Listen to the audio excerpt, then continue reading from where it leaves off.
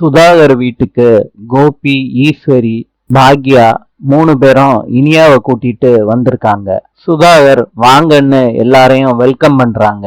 எல்லாரும் வந்து உட்கார்றாங்க.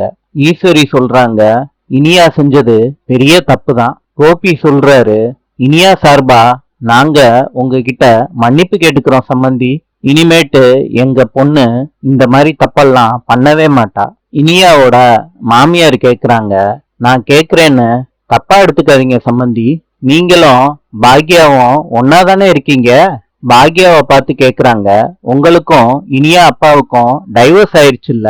ஈஸ்வரி கேக்குறாங்க, எதுக்கு சம்பந்தி இதெல்லாம் கேக்குறீங்க? இனியாவோட மாமியார் சொல்றாங்க, இவங்க 2 பேர் உறவையும் என்னால கொஞ்சம் கூட புரிஞ்சுக்கவே முடியல சம்பந்தி. வீட்டுக்கு அதிர்ச்சியோட 3 பேரும் சேர்ந்து வர்றாங்க.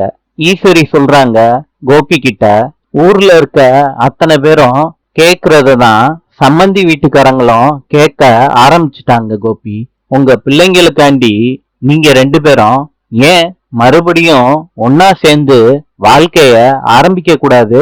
இத கேட்ட உடனே பாக்யாவால கோவத்தை கண்ட்ரோல் பண்ணவே முடியல. கோபி திரும்பிக்கிறாங்க பாக்யாவை பார்க்காம. நாளை சந்திப்போம்.